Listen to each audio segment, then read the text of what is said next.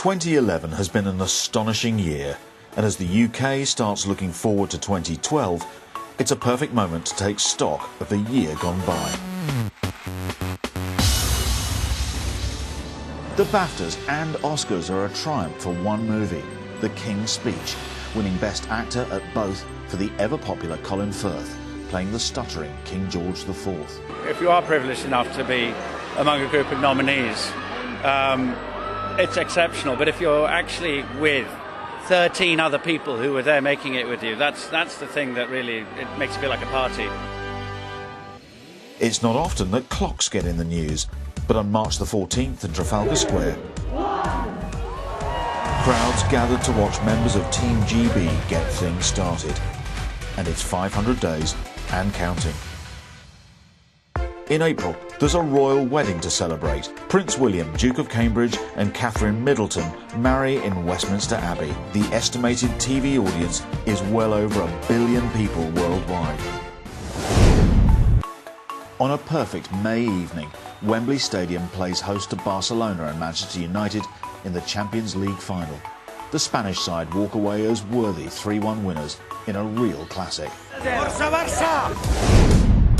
By summer, the bulk of the Olympic venues are nearly complete, so it's time to test them out. Everything from divers to kayaks to cyclists, all anxious to get a feel for the new facilities, whether they're brand new or located amongst iconic landmarks. This is the third time London has staged the Olympics, and organisers wanted to not just be the biggest, but the best.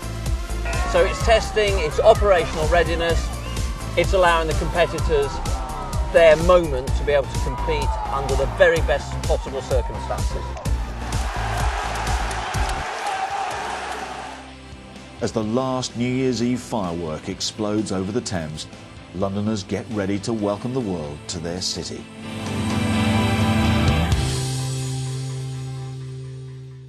%92 of the park is complete. In large part, all the work has started on permanent venues outside of the park in terms of overlay and getting our teams all in place. And with the torch relay and the volunteers, as will be announced in growing numbers over the next few months, this is really a great moment to start talking about the extraordinary events that will take place here in London next year. As well as all the records certain to be broken during the Games, the Olympic Park itself will achieve a few of its own.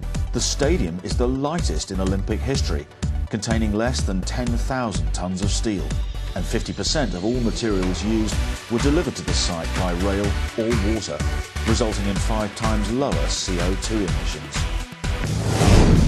As we enter 2012, the Cultural Olympiad will be entering its 4th and final year.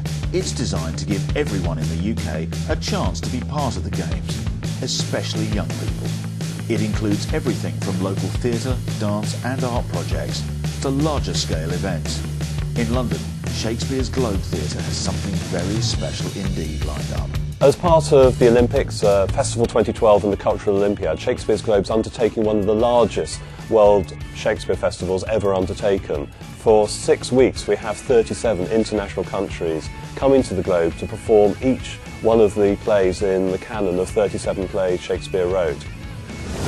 And if Shakespeare isn't for you, then alongside the Cultural Olympiad, the regular major festivals like Edinburgh will still be running, as will London's West End, where few will be working harder than 3 young boys who are more like athletes themselves than actors. I think the audience reactions for me, like after you've done a big number and they're all like cheering, it's just the best.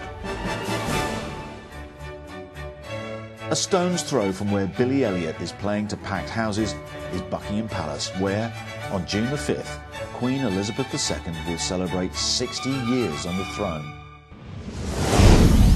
But just over a month later, on the night of 27th of July, 80,000 lucky ticket holders and billions worldwide will witness months of painstaking preparations to deliver a show no one will ever forget.